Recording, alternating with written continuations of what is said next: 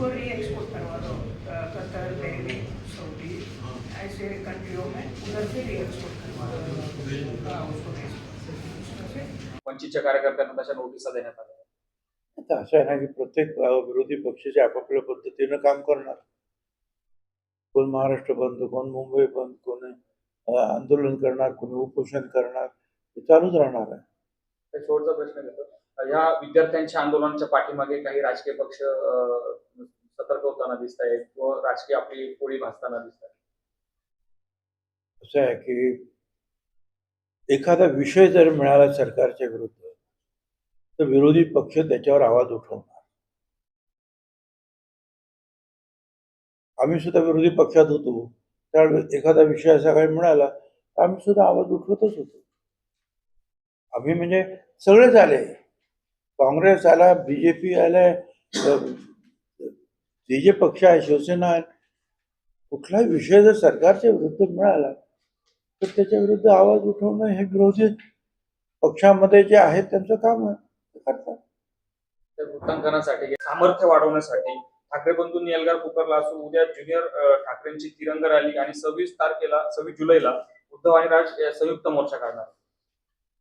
ठीक आहे की आता असं आहे ना की एखादा विषय सरकारच्या विरुद्ध जर मिळाला तर विरोधी पक्षाचं त्याचा फायदा घेतात आणि त्यांचं कामच आहे की विरोधी सरकारच्या विरोधी जे आहेत जे विषय मिळतील ते विषय जे आहेत त्यांना लोकांसमोर आणण्याचे किंवा त्याच्यामध्ये चळवळ उभी करण्याचं त्यांचं ते नेहमीचं काम आहे. त्याच्यामध्ये चूक आहे असं काही मी म्हणणार नाही, कारण विरोधी पक्षच त्याच्यासाठी असतो.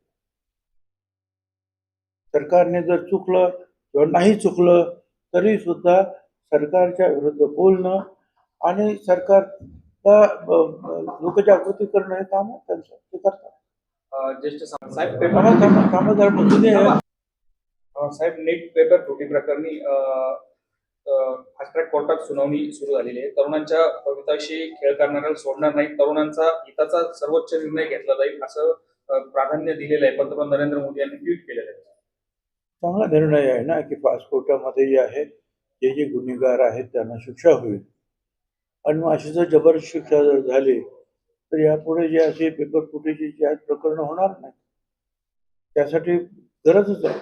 नाहीतर मग हे जी कोर्टातले प्रकरणं जे आहेत वर्षानुवर्ष जे प्रलंबित राहतात आणि लोक विसरून सुद्धा जातात आणि परत दुसरे गुन्हे सुरू होतात. त्यामुळे हा निर्णय जो घेतलेला आहे प्रधानमंत्र्यांनी आणि त्यांनी सांगितलंय या बाबतीमध्ये कुठली आता कसूर केली जाणार नाही.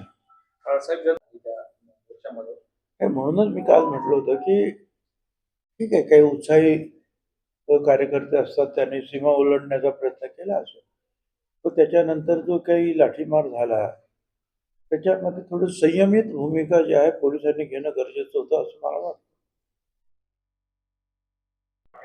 दिसतंय अहिल्यानगरच्या वाडिया पार्क मैदानामध्ये ते मौन आंदोलन सुरू करतात. कोण? अण्णा हजारे. ठीक आहे ना, अण्णा हजारे करतात तर बरं आहे ना, चांगली गोष्ट आहे. त्यांनी जर सांगितले ते आता. साहेब वंचित बहुजन आघाडीने आज महाराष्ट्र बंदची हाक दिली आहे.